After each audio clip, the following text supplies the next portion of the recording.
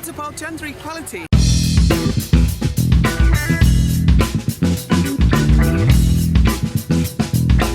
Hi there folks, this is Anamol and welcome to the Down Below Talks.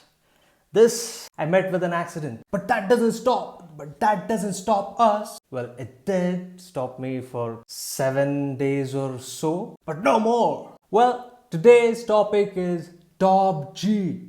Yes, Andrew Tate is back and he's even funnier. The story comes from Iceland. Wrong. There you go. Whomsoever named these two countries loves jokes. So apparently almost all the women in Iceland went on a strike. Now over to Top G. Iceland, which I would argue is probably going to be one of the most liberal countries in the world, I'd argue. I'd also argue that women are treated pretty fairly in Iceland, I'd argue. I mean, it's not Pakistan or something. So all the women in Iceland decide to go on a strike because they don't get paid in Iceland, where I'm sure they're paid the same as men. Thousands of women in Iceland took part in a strike to protest against gender discrimination. Shops, banks and schools across the Nordic nation were shut or opened for shorter hours as female staff stayed home. Much of the capital's city centre was closed to traffic for a rally held for women taking part in the strike. So 100,000 women went on strike, which is a third of the population of the country, for 4 whole days. And they went on this strike to prove, I think even the Prime Minister went on strike herself. Já, ég hyggst sjálf leggja niður störf til að sýna konum samstöðu því... Wait, is it just me or, the resemblance is uncanny? Fullu jafnrétti enn ekki náð á Íslandi. Þó að við stöndum framalega svona í alþjóðlegum samanburði, þá erum við bara enn á þeim stað, 2023, og fullu jafnrétti ekki náð. Við erum enn að takast á við kynbundinn launamun, við erum enn að takast á við kynbundið ofbeldi.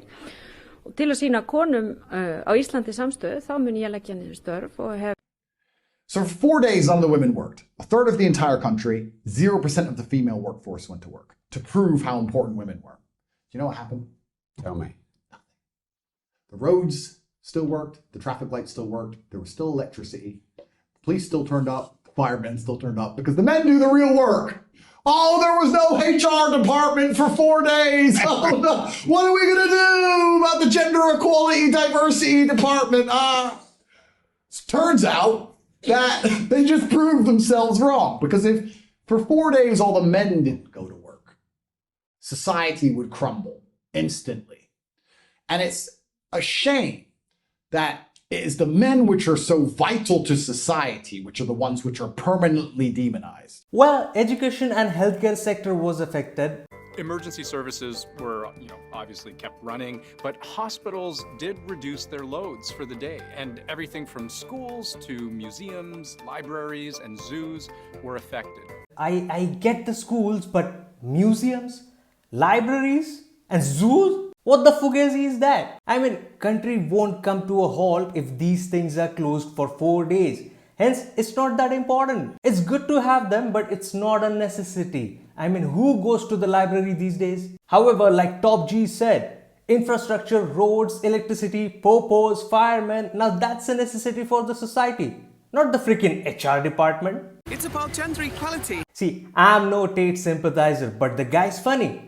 Iceland is the most gender equal country in the world according to World Economic Forum. We have the same chance as the men. And because of the woke dumb culture, they're still demanding equality. This is what happens when you don't have brains. Sheep must be more cleverer than these dummies. I hope they learn something. It's about gender equality. On that herd note, it's time to end this, and I will see you in the next video.